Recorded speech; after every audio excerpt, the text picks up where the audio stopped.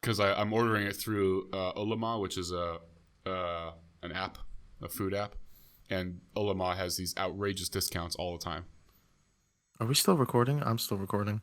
Yeah, I'm recording right now. This is a food podcast, man. I just ordered a pizza, goddammit, because I've been here 4 years and I'm tired of rice. Rice and cabbage can go fuck themselves.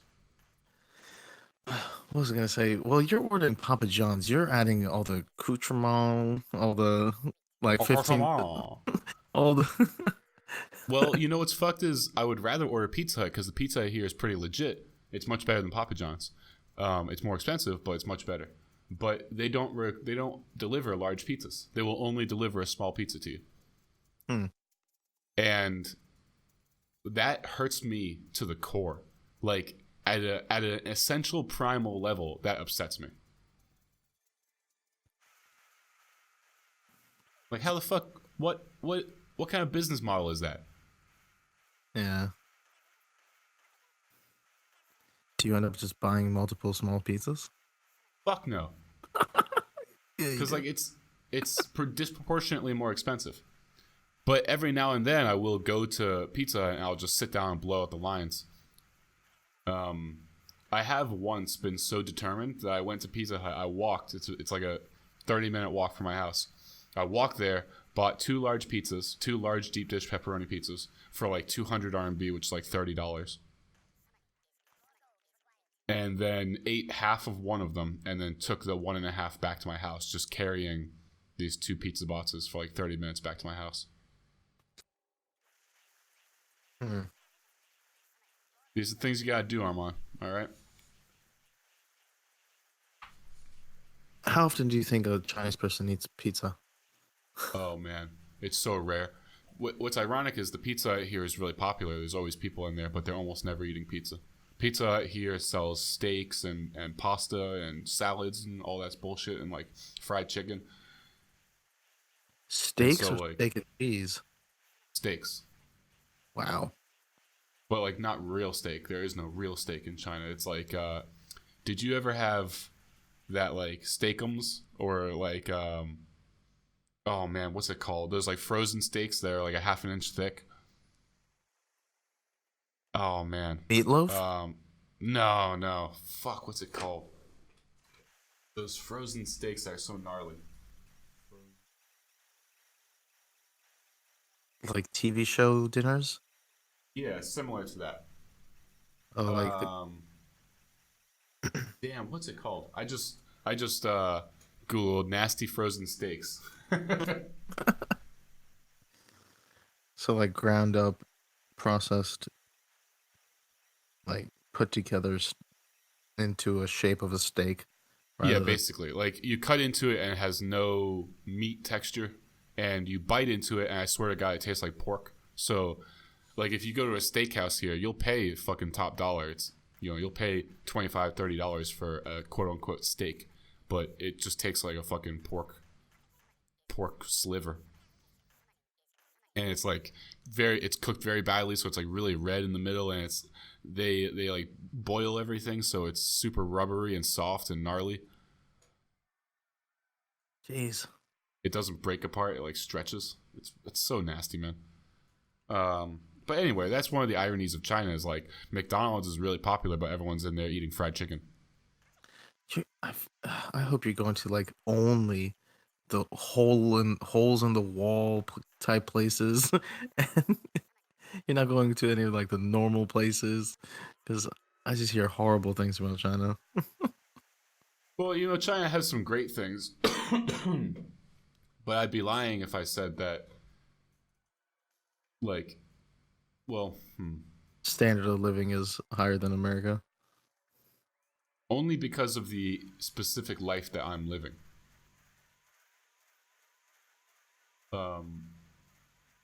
So like, for example, I work 5 hours a week and I get paid 4 times what the minimum wage is here in my province. And that's a minimum wage for working 40 hours a week. If you take time worked into account, I make way, way, way more than that. And then I more than double my monthly salary by just doing a few extra hours of part-time. And so I end up working about 10 hours a week, and I make like 10 or 20 times the amount that the minimum wage is here in my province, which is what the majority of people are making. Minimum wage, I think, is like 1,400 RMB a month. And like I teach at a college, so I'm aware of what college graduates get paid. They get paid like 2,500, 3,000 if they work a good job, if they're good at it. And I can work 10 hours a week and make 13, 15,000. So, and I don't pay for my apartment. I don't pay for utilities. I get bonuses. So yeah, I get paid a shitload for doing very little. I have almost no responsibilities. And I love Chinese women. And so, in these specific ways, the quality of life is fucking great. Mm. But the air is poison, the food is poison, the water is poison. At any moment, the government could take me out in the street and shoot me in the head, and there's nothing I can do about it. So, you know, you take the good with the bad. Glad you're so optimistic. Well, the optimism is waning. That's why I've decided to leave. That optimism is disappearing real fast. Really, it's gone already. I've lost all of the appeal that I had with China. All of like the romanticism is gone, and now it's just a place filled with people. I'm trying real hard, Ringo. I'm trying real hard to be a good man. Trying real hard to be the shepherd. You're right. I should just pull out Bible verses on people. That would fuck people up here, I think, though. Yeah, some people aren't mentally stable.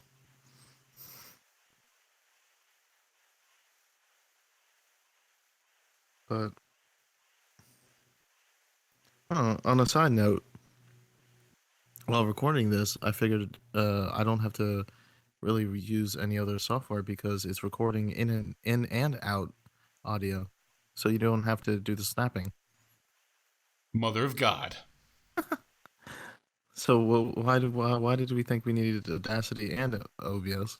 Well, you're running just OBS, right? Yeah. Well, because what if we get to post-production, we find out that your voice is much louder than my voice. If you do it all in OBS, there's no way to turn up my voice or turn down yours. Okay. Mm-hmm.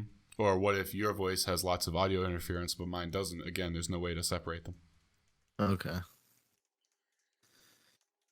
Bam! In your face. Whoa, now calm down. I got it. Reasons and shit. Acts. You just like this whole content creation thing is just so filled with technical issues, and like it's some real not Moore's law. Fucking, what's the guy? Whatever will go Pavlov's? No, whatever will go wrong, whatever can go wrong will go wrong. What's that one? I thought that was Moore's law. No, Moore's law is the doubling of computer power every 18 months. Oh. Fuck, do I have to Google this? I swear to God, I'm getting dumber and dumber. I think it's the poison air. I don't know.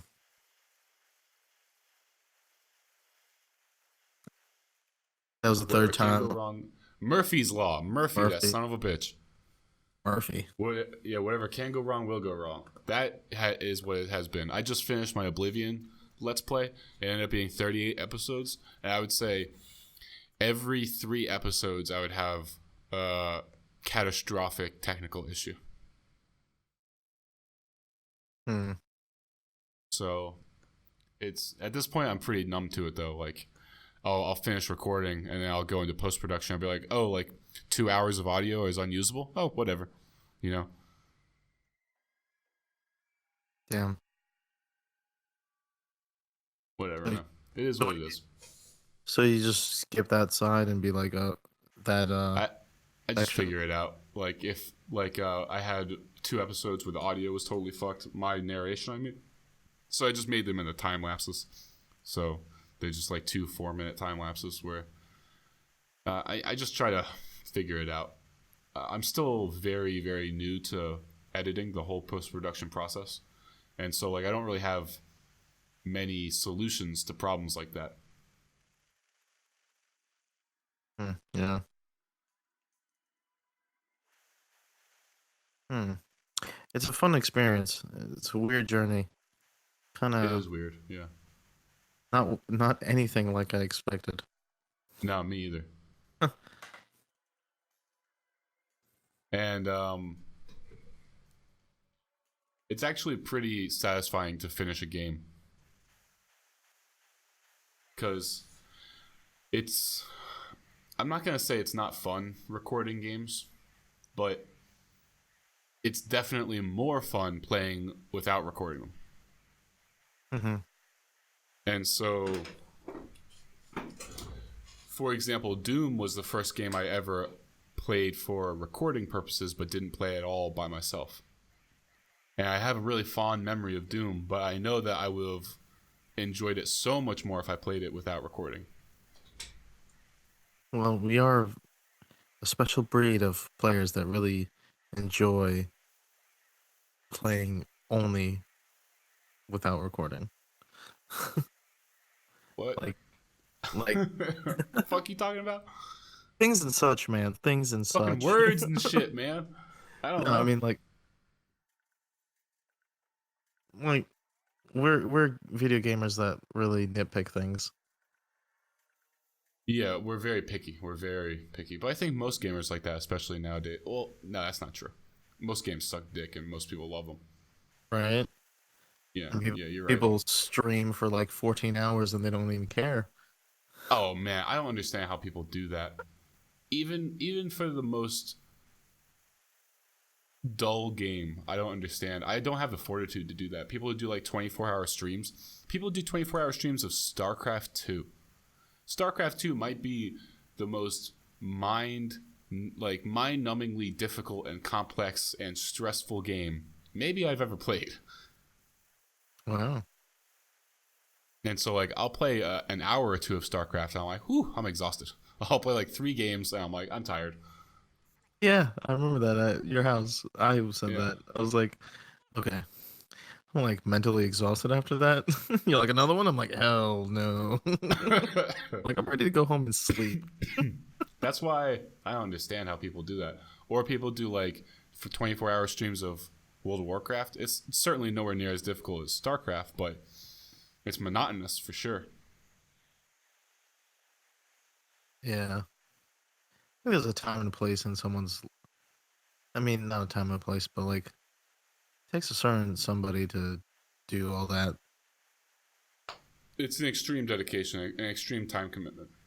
They're a special breed. I mean, even just making these videos, and like I said, I'm still a total noob when it comes to editing, so my editing is super basic. But I think I'm up to like 220 videos in the last 4 months, and most of the videos are an hour long, and there's usually about an hour or half an hour of editing because again, like my editing is super basic. And then that's my time commitment, like maybe let's call it 300 hours. And then every video takes probably twice as long as the video is to encode. And then because of my Chinese internet, it might take days and days and days to upload. And so it's an extreme time commitment.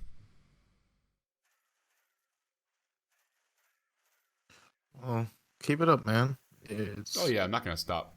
Yeah, it's fun. Like this is my justification. I'm gonna play the games anyway. It's only a little bit extra work to fucking record them. yeah.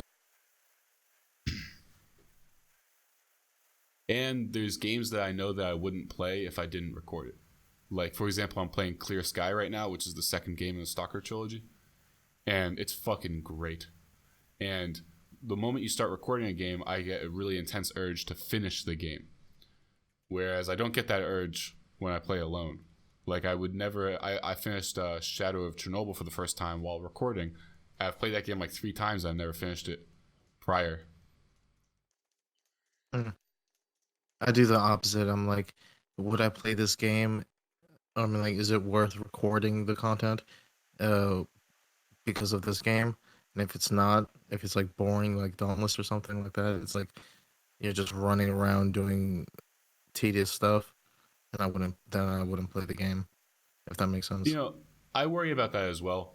Sometimes when I'm playing a game and there's some tedium in the game, I wonder if I should just edit that out. But I find myself watching tedious Let's Plays all the time. Yeah, no, I, I agree. I've watched like hundreds of hours of Factorio. That's tedious as fuck. Yeah. Maybe not, maybe not hundreds of hours, but hundreds of videos definitely.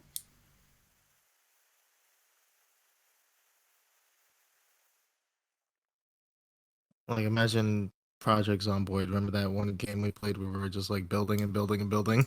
Yep. But Remember that that's one game, dude? I still think about it. I still have nightmares. That game is ruthlessly tedious. Like I wouldn't ever make a let's play of that. I actually do have a video on my YouTube channel, but I wouldn't do like a series on that. It's just too slow. It's too boring, man. It's fucking boring as fuck.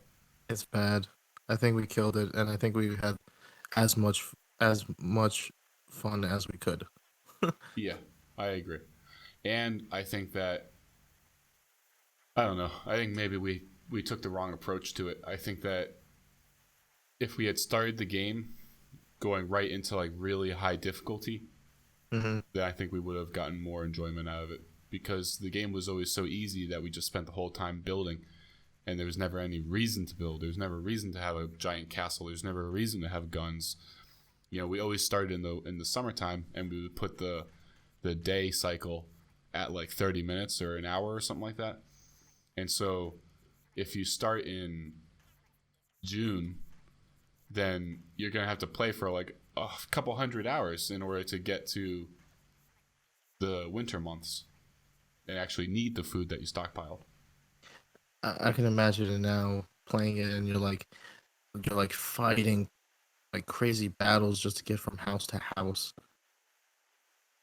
Yeah. I've played it. I've tried to play it like that before, but man, I mean, you just die instantly. So, Mm. yeah. There's some games where I really enjoy extreme difficulty and some games where I fucking hate it. Like I played Doom on ultra violence, and that was just the right amount of difficulty. That was very enjoyable for me. Where like with maximum effort, I could win most battles on the first try. But if I ever got lazy or if I ever stopped paying attention, I would die pretty much instantly. Hmm. I really want to play Scrolls. I played the Have you Elder. never played it? I played. Well, I have Oblivion. I'm pretty sure I played a lot of Oblivion a really really long time ago. But I How played could you the. not remember? All I know Well, is I like Oblivion better than Skyrim. it came out when we were in high school. I agree, Oblivion is better than Skyrim.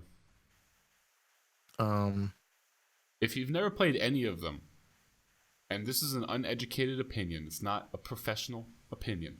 However, if you've never played any of them, I would actually go to Morrowind first. I've never played Morrowind, but I kind of regret that because now that I started with Oblivion, it's hard for me to go back to Morrowind. However, I think if you start in Morrowind, then you'll actually appreciate it. And you can get a bunch of mods so it updates the graphics so it looks like Oblivion. So that's not an issue. But apparently the story in Morrowind and the freedom you had as a character is just unparalleled. That's what everyone always says. It's funny because every time you mentioned Morrowind, I thought you were talking about Dungeons and Dragons, Neverwinter, Morrowind. Uh, I didn't even know that was a thing. yeah, which is funny because I was like, oh wow, we played the same game and we were talking about it, and I was like, yeah, sure, there's a dragon in it too. Yeah, I remember that dragon. Did you ever play Dungeons and Dragons? The tabletop, Yeah, maybe once. I never I'd be, played it. I'd be willing to play it. I would be happy to play it. I wish we could find a group. When I get back, let's go online and see if we can find a coven of nerds to join. I was at the bar today and somebody walked in dressed up as Zelda. Was it a dude or a chick? It was a chick. You should marry her. She um she looked like the type that probably played Dungeons and Dragons. I met this gamer girl a little while ago. I remember thinking to myself, I was like, shit, maybe I should marry this chick. Yeah, uh, but I don't. then I I remembered don't. that I have no intentions of getting married or having kids. So I was like, man, Yeah, I don't. I don't want kids no either. thanks. Yeah, but it would be pretty sweet to have a chick who also likes gaming. I don't know if I would want it. What do you think about this? Would you want a girl who plays the same game as you or a different game? And if it's a different game, would you want it to be a different genre? So like this girl that I met basically just plays Overwatch, and I don't play Overwatch. Do you think that's a good thing or a bad thing? Dude, that's the same thing that happened to me. I I hate it. I would say same game, not different game, because it takes such a long time to get used to it, used to the games they're playing. And like, the girl I met, she plays Overwatch too, which is Well, you weird. don't have to play together, right? Well, it defeats the purpose of having a gamer chick. No, it doesn't. Because in my mind, the what's the word? Like the benefit of having a gamer chick is that she understands gaming culture and she's not going to judge me for playing games. Yeah, maybe I'm in the extreme where like I want to talk about each level of the video Yeah, you game. want to you want you want to wear matching shirts and shit. Yeah, but Share an ice cream sundae. Yo, we should go to Star Diner when I get back. I'm trying to throw down on some eggs and bacon. Star Diner. You mean Actually, fuck that. Just come over to my house. I'll cook eggs and bacon. jeez. All right, and I know you like your bacon. Yeah. I mean, fuck it, man. I gotta get back on the budget when I get back to America. Can't be paying $8 for eggs and bacon. Jeez. There's Potbellies, there's CC's you gotta go Oh my to. god. Yeah, Chipotle. I miss Chipotle. Maybe more than anything else. Chipotle. The thing is, I have all these food pictures on my phone, and every now and then I open up my phone and I jack off to the food pictures, of course. And the number one picture that I always froth at the mouth over is the Jerry's gigantic ultimate sub, like cheesesteak with multiple types of cheese and bacon and mayonnaise and all sorts of awesome shit on it. But then once I'm in the U.S., I don't want that. Yeah, you're like a complete different person in China over the internet and talking to you. It's weird. It's annoying. It's like you go to McDonald's every single fucking day. I can't even. You wouldn't even like think about going to McDonald's over here Yeah, I know. when you're over here. It's It, it, weird. it is. It's because when I'm in America, it's so hard to justify going to McDonald's when I have Five Guys. It's so hard to justify going to the Star Diner when I can cook at home and make this like epic fucking meal with Irish sausages and shit. But then when I'm in China, I mean, I could go to the most expensive restaurant or like what's considered the best burger in town, Hmm. and if I'm judging it objectively, it's garbage. If I'm judging it just based on what's in Wuhan, then it's really good. But but I'm not capable of doing that. I have to eat the burger and judge it based on all the burgers I've had in my whole life, and by that judgment, it's garbage. How much is Five Guys? Oh, it's expensive as shit. Really? I never get fries or a drink. I go there and get two double cheeseburgers with bacon, and it's usually like $14. Jeez. I know, right? Aggressive. I'll just go there and get two number fours. And I get so many toppings. It's so gross. Man, I love Five Guys. It's so much better than Shake Shack or In-N-Out Burger. It's not even a competition. Yeah. In and Out is a fast food.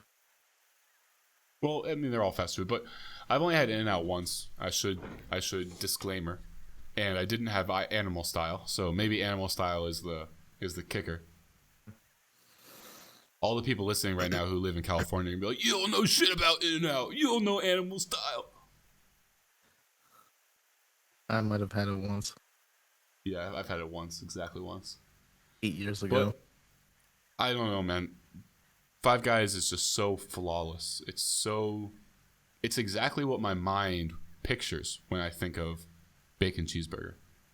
And then when I bite into it, it's exactly what my mind imagines it would taste like. It's exactly what I imagine it would feel like in my mouth. It's everything. It's perfect. If you could save $20, I'd take you to this fucking uh Korean barbecue all you can eat buffet. It's And it's $20? yeah, Okay, I'll go with you. it's amazing, bro. It's amazing. Bro? Did you just bro me? Yeah. Well, what time does it open? Like, does it have like a dinner menu and a lunch menu and a breakfast menu, or can we just go there all day and be fat fucks? No, it's got the same menu whenever you go. Cool. But Yeah, let's go there for dinner one night and just throw down and stay there for like 5 hours. I don't know if you could stay there for 5 hours, but They're gonna call the police. Get the fuck out of our restaurant. I don't know if this Oh is a man, spoiler. he shit on the floor. He shit on the floor. Get the fucking mop. I don't know if this is a spoiler, but and this is another reason why you probably can't stay there for a long time is because it only serves meat. Yeah, that's a heavy meal. Yeah, but That's a good business policy though, because most people aren't gonna be able to eat $20 worth of meat. yeah, but it's great. It's a great place. We should go there when you come back. That sounds great. I'm down. I'm planning on going to this buffet next Friday, called the Royal Grace. It's pretty good. It's the best buffet that I've found in Wuhan, and it's the only place I've found in Wuhan where you can get legitimate steak. You can get foie gras. You can get real Italian bread. You can get good quality cheese. You can get good quality sandwich meat. You can get pasta, and it's like 180 RMB, which is like $25. Have you had foie gras? Oh, it's the best. Really good. It's so fucking good, Arman. It's like meat flavored butter. So is it like liver? Yeah. So what they do is they take a goose and they force feed it corn, and corn is like really, it does something to them. It's like, a really high calorie food, maybe, I guess, compared to what they usually eat. Mm. And you force feed them, and what happens is they eat they end up consuming way more than they would naturally, and it makes their liver turn really gelatinous and fat, and their liver swells up and gets really big. And so what you end up with is this really soft, it's like the texture of soft butter. Mm-hmm. And they slice it into like a small steak. It looks like a small steak, maybe 3/4 of an inch thick. And then at this place that I go to, they put it on top of a thin slice of soft garlic bread, and they put a little bit of jam, a little dab of jam on top of it. And man, it's so decadent. It's unbelievable. It's amazing. I wouldn't think they would put jam on meat. Well, I mean, when you bite into it, it would be hard to call it meat. Makes sense. It's like meat flavored butter. That's what it's like. You could spread it with a knife on a piece of bread. So sounds like a delicacy. It is. It's amazing. So they have foie gras at that place. I usually go in there. I'll order a steak, two portions of foie gras, and then they have this big butcher's block where they bring out high quality cuts of meat like tomahawk steaks and shit like that, and you can just help yourself. So you can just walk up there and take the entire thing. They don't care. So it's all you can drink as well. So I usually go there with this South African guy and we throw down. He's this big ass power lifter guy, and so we'll usually drink like 5 or 6 bottles of wine. We'll kill 6 steaks between the two of us. 4 or 5 portions of foie gras, a couple plates of pasta, a couple plates of cheese and bread. We usually get there 30 minutes before their dinner starts at 5:30. And at 5:30, they bring out a lot of the dinner items. One of the things they bring out is this giant loaf of really legitimate like sourdough bread. I go and take the whole loaf. I don't slice. No bullshit. No slices. I take the whole loaf. And I eat the whole thing. Last time I was there, I made a sandwich where I cut that loaf in half and I poured wine into the bread, and then I spread foie gras and what was it, blue cheese, and then I put some, I think it was like braised pork, like really soft pork that just fell apart, and I sliced up some steak and put that in there as well, and I put some roasted chicken in there as well, and some Swiss cheese, lettuce, tomato, onion, of course. So, and did I say frog roix? Yeah, Forgo. Yeah, and some other stuff that I can't remember. I remember that. You remember seeing the video? Yeah. Yeah. God damn, that sandwich was legendary. Wine. It was almost too much, though. It broke me. Like, I didn't want a sandwich again for like 6 months. I feel like wine was a good choice because it soaked up that like hearty bread. Yeah, it soaked right into it. I'm going to do that more in the future. Pour some wine onto my bread. Mhm. I'm just trying to get as decadent as possible, Arman, before I die. Like I live the motto I live by. I just want to be as rich as I can so I can just eat all the gourmet food and go to as many strip clubs as possible.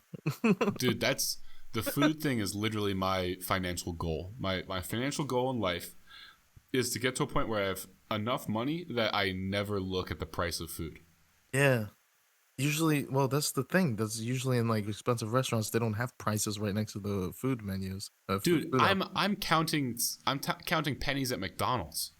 Like right now they have a special at McDonald's where it's 10 RMB for a double cheeseburger, which is like $1.40. Man, I'm in there no problem. I'm in there like fucking 3 double cheeseburgers, please. Cuz I'm cheap. Is there a it's Burger King there? yeah, but Burger King sucks dick. There's a 10 nuggets for $1 Dude, special. fuck Burger King. Burger King suck my dick. I'm not a Burger King fan. Really? Yeah, McDonald's is so much better. It's not even a comparison. I had some Subway the other day. Subway is as close as you're gonna get to a real sandwich here, and it's pretty sad. I thoroughly enjoy Subway. When they have some wild deals, I do. Like there was a Subway right across the street from my apartment when the apartment I lived at my senior year of college, and it seemed like they constantly had some crazy deal where you could get like a $5 footlong. And so of course I would go in there and buy 2 footlong sandwiches and eat one and take the other one home and put it in the fridge, and it would never warm up well. It was always terrible later on, Of course. but I still did it. Yeah, $5 footlongs is still a thing, I think, but it's like the daily special $5 Yeah, footlong. I remember during February, any footlong for $5. Man, get 2 Italian BMTs. Woo. Anyway, I'm trying to see what I mean. I can't justify going to Subway if I have Potbellies. That's true, but And, it's different. and so Popeyes, like if I'm back in America and I need a sandwich and Potbellies is closed, I'd rather be hungry than go to Subway. well, I really enjoy Subway. It's just whatever I'm feeling. You Popeyes, Philistine. uncultured swine, Yeah. Pig dog. pig dog. That was a pig Anyway, dog. I'm going to I'm going to France soon, so I expect to be called an American pig dog many times. It's just be like, do you have any freedom fries? What about American toast? Do you have any of that? Freedom toast. Jeez. All right, man. I think that's where we should end this one. Yeah. Thank you all for watching. This has been another episode of Bullshit and Video Games with Brian and Armand. See ya, guys.